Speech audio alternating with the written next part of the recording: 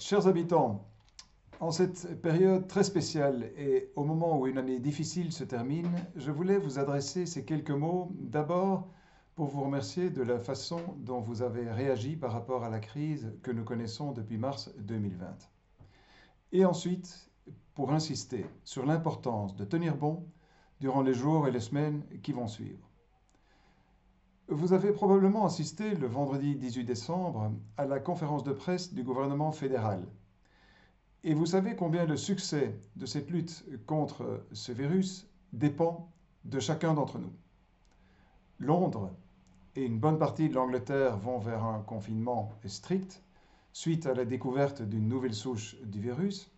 Et chez nous également, la plus grande prudence est de mise. Je profite de l'occasion pour remercier une fois encore le secteur médical, nos services communaux, la zone de police Wakra, Interza et tous ceux qui veillent au bon fonctionnement de la société. Et le confinement n'est pas drôle, mais imaginez un instant ce que ce serait sans nourriture, sans eau, ni gaz, ni électricité. À Krenem, nous avions une situation relativement bonne jusqu'il y a quelques jours. Malheureusement, la tendance est repartie à la hausse, quoique modérée. Sur le graphique que vous voyez en ce moment, nous avons mis les nouveaux cas hebdomadaires à Krenem. Vous voyez les deux pics du printemps et du mois d'octobre, qu'on ne peut évidemment pas comparer complètement puisqu'il y a eu beaucoup plus de tests en octobre.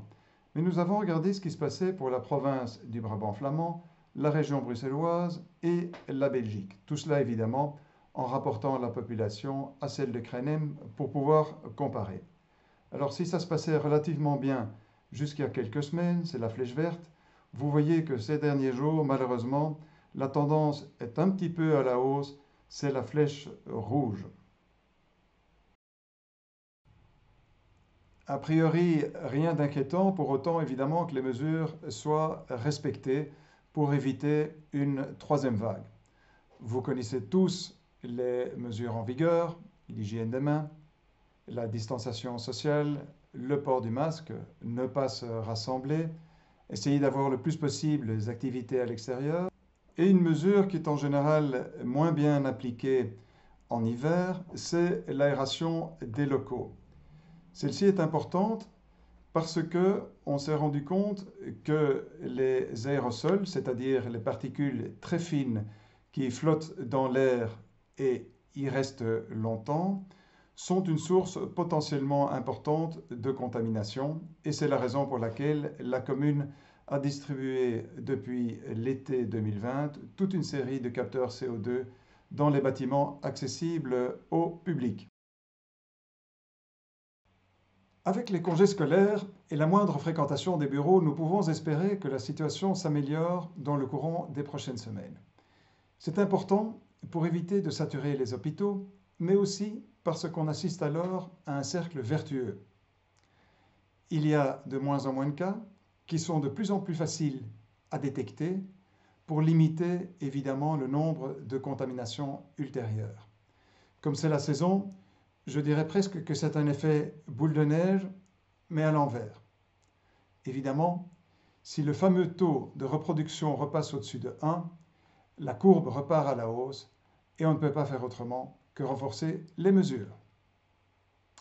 Pour ceux qui comptent voyager, nous vous remercions de suivre scrupuleusement les prescriptions en vigueur concernant les tests et période de quarantaine.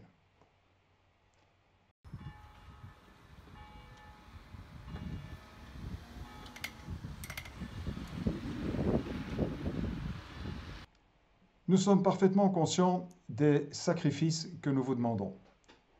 Chacun d'entre nous voudrait retrouver des membres de sa famille après cette période difficile, passer de bons moments avec des amis que nous n'avons plus vus depuis longtemps et profiter pleinement de cette période de fête qui est une tradition tellement importante chez nous. Et cependant, le meilleur cadeau que l'on peut faire à ses proches, c'est probablement de ne pas les contaminer avec ce foutu virus. Cette année, on fera la fête autrement, avec beaucoup moins de monde et en profitant de petites choses que l'on pourra redécouvrir.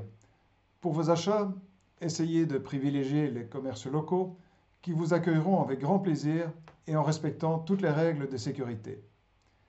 C'est dans cet esprit que je vous souhaite un très joyeux Noël et surtout une excellente santé pour vous, vos familles et vos proches. Courage aussi à tous ceux qui traversent en ce moment une période particulièrement difficile. Merci de votre attention et à très bientôt en live, j'espère.